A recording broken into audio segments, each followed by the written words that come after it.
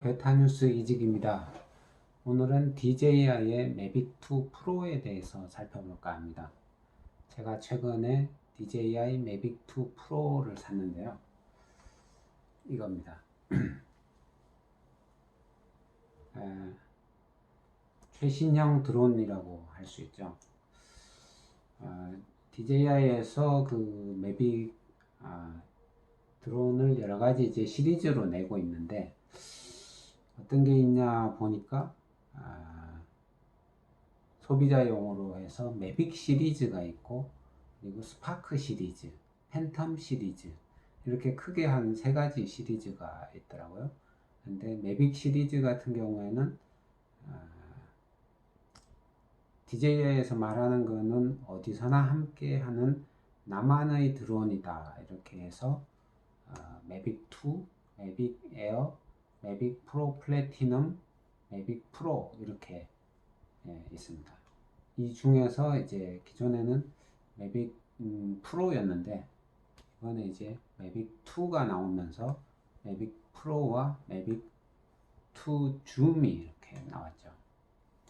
그래서 2018년 8월 하순 정도, 그때 정도 이제 매빅 2가 나왔는데, 지금 이제 한 두 달 정도 지났습니다. 나온 지는 10월 달이니까.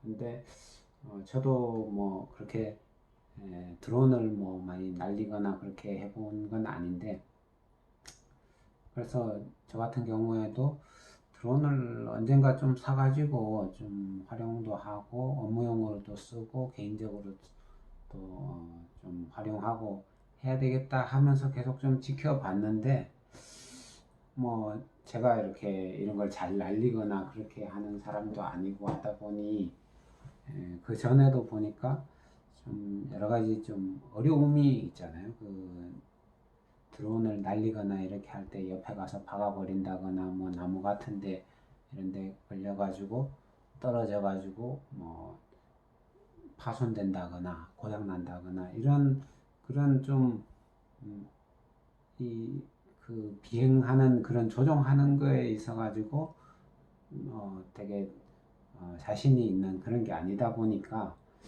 그래서 저 같은 경우에는 그 센서 이 부분을 되게 좀 중요하게 봤거든요.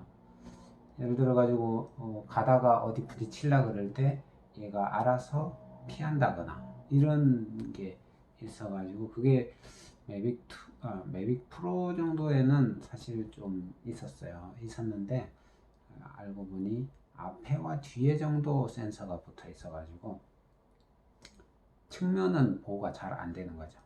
앞으로 이렇게 날아가다가 장애물이 있으면 피해 가거나 이렇게 하는 거는 되는데, 옆으로 가다가 장애물이 났을 때는 그 감지를 못 해가지고 그냥 충돌을 해가 떨어진다거나, 이런 좀 뭔가 센서 이런 부분에 있어 가지고 완성도가 좀 떨어졌었죠, 기존에는. 그랬는데 매빅2로 오면서 이제 센서가 측면, 좌우 측면과 그리고 하단, 그리고 그러니까 앞뒤 이렇게 다 그 센서가 들어가 가지고, 뭐 상부는 좀 안 되더라도 나머지는 다 이걸 이제 센서가 이걸 그 장애물을 인식을 해가지고 부딪히지 않도록 이렇게 해주는, 그게 되는 거죠. 그러다 보니까 이런 드론 같은 경우에는, 이 프로 같은 경우에도 189만 원 이렇게 줬다 보니까 상당히 비싸잖아요. 일반 웬만한 노트북보다 비싼 그런 제품인데, 이 하늘을 날다가 어디에 부딪히거나 어디에 떨어지거나 하면 그냥 버리거나 이렇게 할 수밖에 없으니까, 그래서 참 센서가 중요하다 이런 생각이 들어가지고, 근데 매빅2 프로 같은 경우에 보니까 이런 센서가 잘 돼 있어 가지고 저처럼 뭐 이렇게 이런 거 잘 못 날리는 이런 사람들도 그냥 별로 이렇게 걱정 안 하고 날릴 수 있는 그런 제품이다 이런 생각이 들어가지고 사기도 했고, 그다음 또 여기 보면 하셀블라드 이 카메라도 2000만 화소에다가 f2.6 뭐 이렇게 되다 보니까 이 카메라도 워낙 좋다고 이런 그 소문이 많이 나 있더라고요. 그래서 아무튼 매빅 2 프로를 사게 됐습니다. 이 제품의 사양을 조금 더 살펴보면 CMOS 센서가 1인치짜리예요. 그래서 되게 뛰어난 그런 사진을 찍을 수 있고 동영상도 되고 동영상도 4K 영상이 가능하죠. 그리고 f2.8에서 f11까지 이게 이제 지원이 되고 촬영 범위는 1m에서 무한대까지. 동영상 같은 경우에는 ISO를 보니까 100에서 6400까지고 사진 같은 경우에는 100에서 3200은 자동이고 수동으로는 100에서 12800까지 ISO가 나온다고 합니다.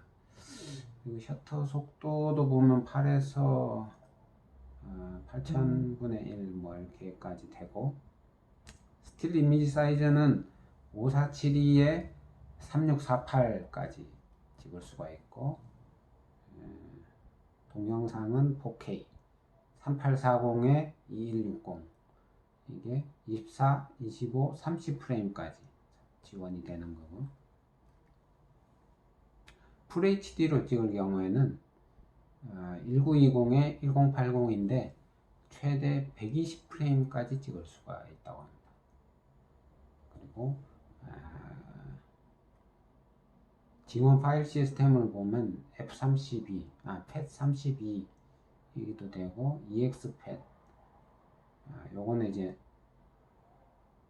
FAT32 같은 경우에는 32기가까지 지원이 되는 거고 EXFAT 같은 경우에는 32기가 이상일 때 이제 EXFAT을 써가지고 이걸 할 수가 있고 사진은 JPG, 동영상은 MP4나 MOV 이런 파일로 되고 H.264와 H.265, 265가 더 선명하다고 하는데 265까지도 지원이 된다고 합니다. 이 무게를 보니까 907g 이걸 들어보면 좀 묵직하거든요. 907g으로 상당히 이게 무게감을 느낄 수가 있고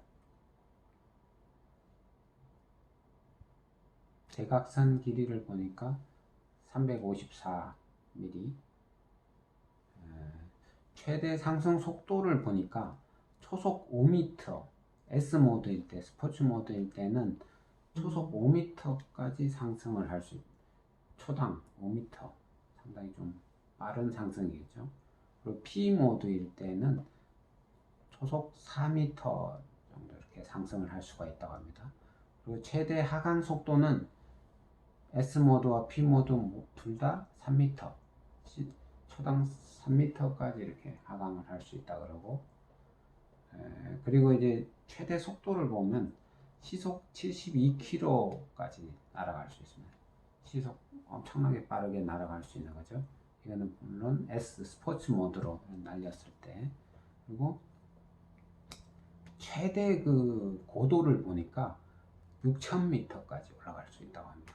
6km까지 고도를 6000m까지 올라갈 수 있다 하고 최대 비행 시간은 약 31분 동안 이렇게 날 수 있고 요거는 보니까 시속 25km 속도를 유지할 때 약 31분 동안 비행을 할 수 있다고 합니다.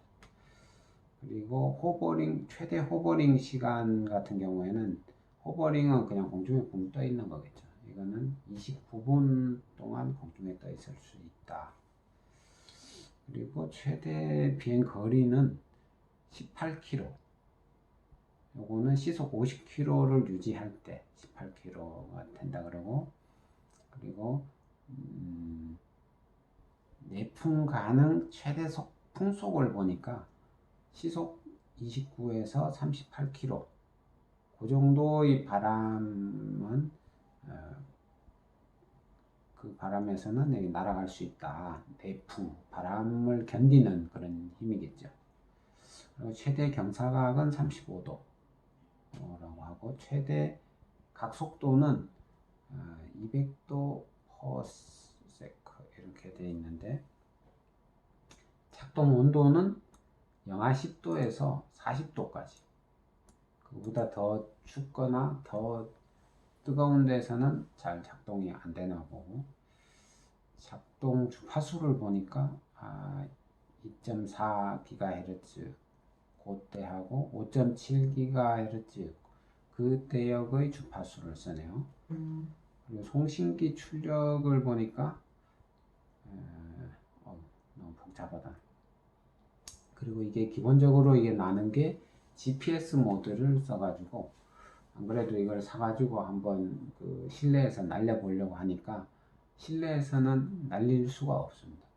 GPS가 잡혀야 이제 날 수 있다고 하니까 결국에 이제 건물 바깥에 나가가지고 GPS 위성 신호를 이렇게 받아야 얘가 이제 이제 날아도 되구나 해서 이제 뜨고 내릴 수가 있는 거죠.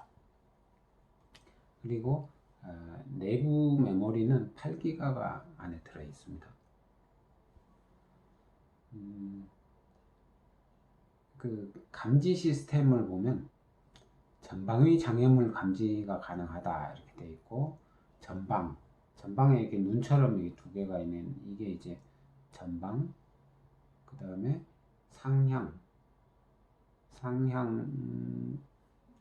상부에 있는 게 이건가? 그리고 하향,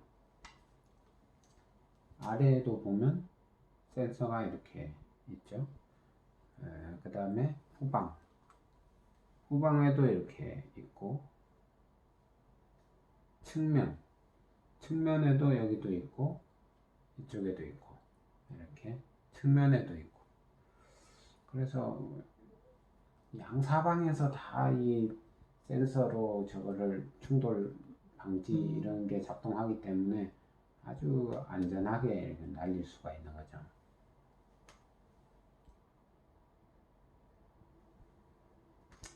그래서 전방, 후방, 측면 이쪽이 다 이제 보호가 된다 이렇게 보시면 될 것 같고,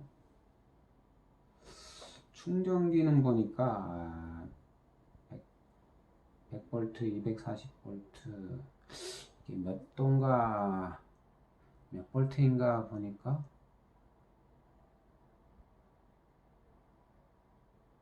전압 17.6V, 출력 17.6V, 3.41A, 전격 출력은 60W. 결국은 이게 17.6V를 쓰는 건가 봅니다. 이제 충전을 할 때는 이걸로 하는데, 이 충전하는 걸 보니까 이게 꽂는 게 두 가지가 있습니다. 요거는 이제 이 본체에 있는 배터리, 본체 배터리는 이렇게 빼면 되는데, 이거를 여기다 꽂아서 충전을 하고,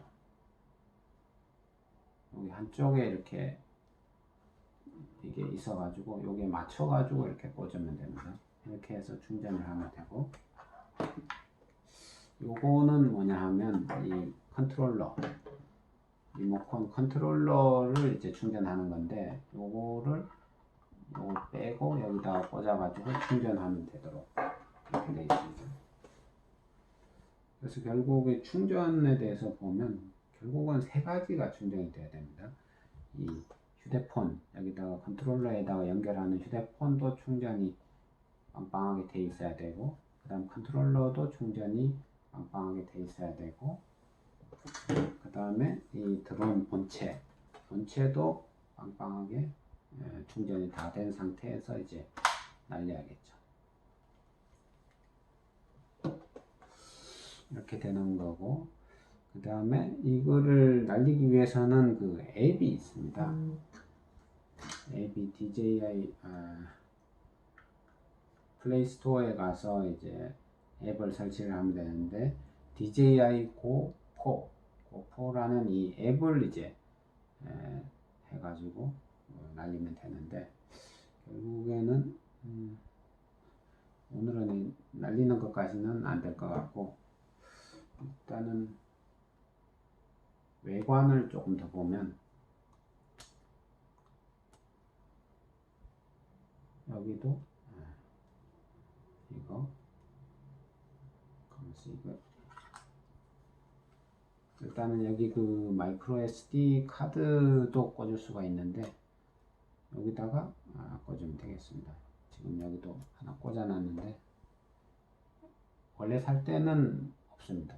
따로 사가지고 꽂아야 되는데 여기가 조금 힘드네요. 이렇게 꽂아놓으면 되고 기본적으로 내장은 8기가가 들어있습니다. 그리고 여기에 보면 이제 비행기에 있는 그런 것처럼 이 바람이 들어가는 게 있습니다. 안에서 이제 열심히 돌 때 열이 많이 나기 때문에 바람을 이렇게 넣어 가지고 뒤쪽으로 빠져나오도록 이렇게 해 가지고 식히는 거죠. 내부에 열이 너무 나지 않게 그렇게 하고 키는 거는 이 버튼이 요건데 짧게 한번 길게 이렇게 누르면 켜집니다. 짧게 이 상태에서 길게 누르면 이렇게 켜졌죠. 이렇게 해서 키면 되겠습니다. 띠리리 하면서 이제 정상적으로 날 준비가 됐다 이렇게 되네요.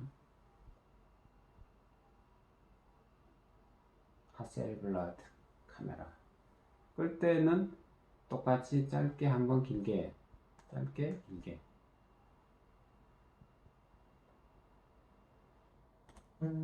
꺼졌죠. 컨트롤러도 결국은 짧게 한번 길게